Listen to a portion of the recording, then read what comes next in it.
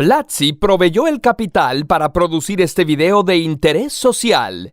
Es un ardiente debate que ha enfrentado amigos, familias y clases sociales. Ha puesto de cabeza países enteros. En el siglo XX, esta oposición fue la base de la Guerra Fría que exigía que escogieras bando: el capitalismo con Estados Unidos al frente o el socialismo liderado por la Unión Soviética. Y en la actualidad, hasta Rusia ha adoptado prácticas capitalistas y hasta en Estados Unidos se habla de los beneficios del socialismo. Así que hoy nos preguntamos, ¿capitalismo o socialismo? A mediados del siglo XIX, en Europa, sobre todo en Inglaterra, la industrialización estaba en pleno apogeo. Se producía más que nunca, pero al mismo tiempo se explotaba mucho a los trabajadores. Jornadas de 14 a 16 horas diarias, salarios de miseria, trabajo infantil aún peor pagado, aire contaminado y accidentes al por mayor. Y olvídate de seguridad médica o vacaciones, todo mientras los dueños de las fábricas se enriquecían sin pena alguna. Entonces, un pensador alemán llamado Karl Marx se preguntó, ¿cómo llegamos a esto? Marx había leído a Hegel, quien postulaba que todo progresa a partir del enfrentamiento de contradicciones. Las sociedades también. Cada etapa del desarrollo social llevaba en sí el germen de su propia destrucción y la transformación en la siguiente. Para él, la civilización, por lo menos la europea, había pasado por las siguientes etapas. Comunismo primitivo, una época en la que los bienes escaseaban, todos los que eran capaces trabajaban y a todos los miembros de la comunidad se les repartía según su necesidad. En esta época se desarrolló la agricultura y otras técnicas que permitieron conservar y acumular bienes, lo que llevó a la segunda etapa, esclavismo. Por primera vez se dividen las clases sociales, las que trabajan y las que poseen los medios de producción. Poseen incluso a los trabajadores. En esta época existe la creencia de que los poderosos, reyes y sacerdotes, lo son gracias a que cuentan con el favor divino. Es también en esta época que aparece el Estado y lentamente va dando paso a la tercera etapa. Feudalismo. En esta etapa los trabajadores ya no son esclavos, sino siervos, pero siguen sometidos a sus señores, dueños de las tierras y a quienes se les debe pagar tributo.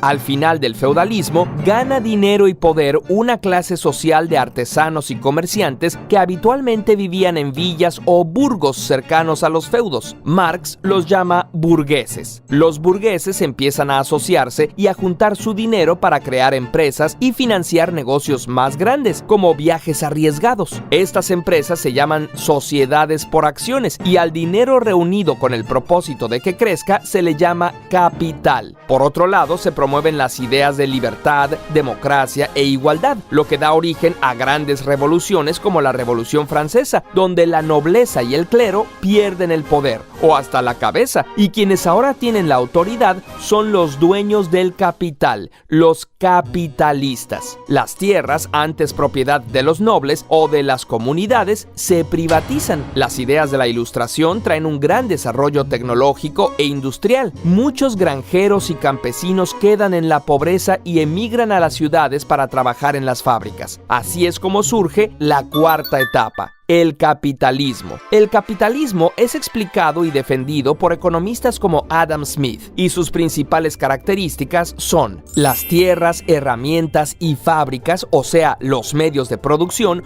no están en manos del Estado o de las comunidades, sino que son propiedad privada. Hay libertad de mercado. Todo mundo tiene derecho de comprar y vender lo que le apetezca, incluido el propio trabajo, y de negociar los precios según les convenga. Aquí se habla de la mano invisible del mercado, la idea de que las acciones económicas individuales, aunque parezcan egoístas, contribuyen al bienestar de la sociedad en su conjunto. El ideal capitalista es, por lo tanto, que las leyes y el Estado intervengan lo menos posible en el mercado. Libertad de empresa. Cualquiera puede empezar un negocio asumiendo los riesgos y obteniendo los beneficios. Esto propicia la competencia y la innovación. Explicado así, el capitalismo parece ideal. Entonces, ¿por qué ocurría lo que Marx presenciaba en las ciudades de Europa? Lo responderemos después de esta pausa capitalista.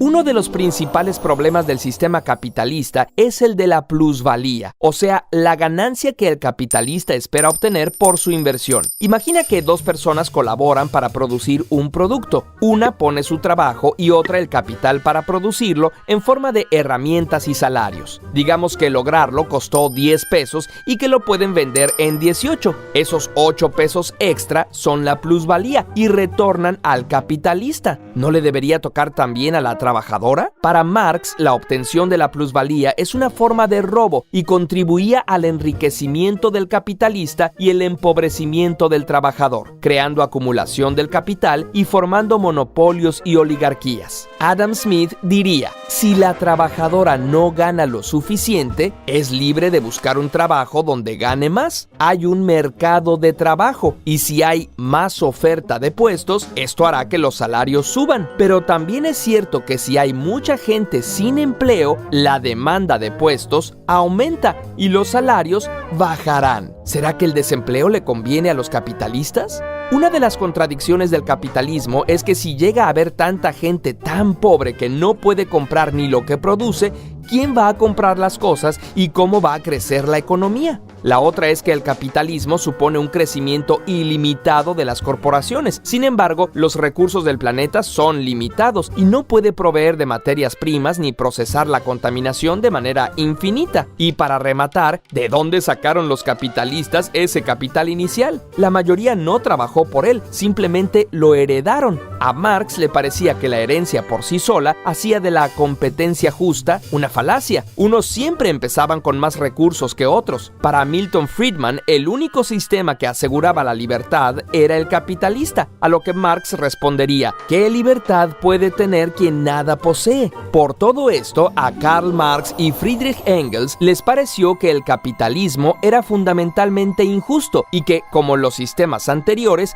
tendría que cambiar. Pero no iba a cambiar solo. Inspirados por luchas de carácter socialista que habían ocurrido antes, publicaron el Manifiesto Comunista, que instaba a los trabajadores, llamados proletarios, a unirse y luchar para arrebatarle el poder a los capitalistas. Para ellos, una sociedad ideal sería comunista. No existirían ni las clases sociales ni la propiedad privada. Para llegar al comunismo se planteaba que se debería pasar primero por una etapa llamada socialismo. Las características más importantes del socialismo son la propiedad social de los medios de producción. Teóricamente, las herramientas, tierras y fábricas pertenecen a la sociedad en su conjunto, que se supone que está representada por el Estado. Planeación de la producción. Se evitan desperdicios, excesos y contaminación, asegurando que se produzca solo aquello que se necesita. Regulación por parte del Estado. Las actividades económicas, incluidos los precios, están reguladas por el gobierno para evitar la explotación y el abuso. Después de interesantes experiencias como la Comuna de París en 1871, 40 años después de la muerte de Marx, el socialismo tiene oportunidad de ponerse a prueba. Con la Revolución Rusa se crea la Unión de Repúblicas Socialistas Soviéticas y otros países siguieron su ejemplo. ¿Cómo funcionó? Pues tuvo problemas muy graves. En primer lugar, se dio una enorme concentración de poder político. A pesar de que los líderes eran llamados camaradas, en la práctica dirigían regímenes autoritarios que, con el pretexto de proteger el bien común, se quedaron toda su vida en los puestos de mando. Llevaron a una gran pérdida de la libertad. Reprimieron a quienes disentían, encarcelándolos o asesinándolos. Además, al estar todo planificado y haber pocos incentivos, la innovación estaba sumamente limitada a los aspectos que interesaran al Estado. Esto aún ocurre en países como Cuba, donde por un lado todos tienen garantizada la salud y la educación, pero por el otro hay escasez de alimentos, vivienda y casi nula libertad política. Entonces, si ninguno de los dos sistemas es bueno, ¿la humanidad se quedó sin opciones? ¿No hay manera de tener las libertades que ofrece el capitalismo y la igualdad que ofrece el socialismo? En primer lugar, no todo es blanco o negro. Gracias a la unión y las luchas de los trabajadores, la mayor parte de los países actualmente tienen sistemas que mezclan en diferentes proporciones una economía capitalista con aspectos socializados. En el modelo nórdico, por ejemplo, hay libertad de empresa y de mercado, pero ejemplo, los trabajadores tienen fuertes sindicatos y el Estado interviene en la negociación de salarios. Y hasta en los países más capitalistas, el Estado se encarga de proporcionar carreteras y servicios públicos y, en mayor o menor medida, educación y servicios de salud. Y existe una lucha constante porque estos derechos sean cada vez mejores y mayores. Quizás si no fuera por las luchas socialistas, no tendríamos ahora jornadas de trabajo de 8 horas, salario mínimo, vacaciones, protección social de los niños o seguridad social. En segundo lugar, además de estos dos sistemas tan llamativos, existen otras propuestas. Por ejemplo, el anarquismo, que propugna por abolir el Estado, eliminar toda jerarquía y autoritarismo y trabajar en base a la cooperación y el beneficio mutuo. De hecho, los soviets originales eran organizaciones anarquistas igualitarias antes de que las reprimiera y absorbiera el Estado de la Unión Soviética. En Cataluña y España, el movimiento anarquista fue muy fuerte y se llegaron a administrar fábricas de manera colectiva y democrática con variados resultados hasta que intervino el comunismo internacional para disolverlas y luego Franco impuso el fascismo por la fuerza. Si te interesa este tema, puedes leer a Emma Goldman o a Piotr Kropotkin, entre otros autores anarquistas. Pero estos son solo los modelos europeos. La gente se ha organizado de diversas maneras en diferentes momentos y partes del mundo. Por ejemplo, la ciudad de Cataluyuk en Anatolia de hace unos 9000 años tenía una sociedad económica y socialmente igualitaria donde además hombres y mujeres tenían los mismos derechos. Los pueblos indígenas de toda América han tenido formas de organización diferentes que incluyen el tequio o trabajo comunitario y la toma de decisiones de manera colectiva. Estas ideas se han retomado en lugares como Cherán, donde todas las decisiones importantes se toman por consenso, o en los caracoles zapatistas, donde los medios de producción son colectivos y las decisiones las toma una junta de buen gobierno cuyos miembros son rotativos y no reciben sueldo. El país de Bután, aun siendo una monarquía, tiene una economía budista que privilegia la reciprocidad y mide su crecimiento no en Producto Interno Bruto, sino en felicidad nacional bruta. La región autónoma de Rojava, en Siria, practica una versión muy propia de socialismo democrático donde las cooperativas, en su mayoría promovidas por mujeres, juegan un papel primordial.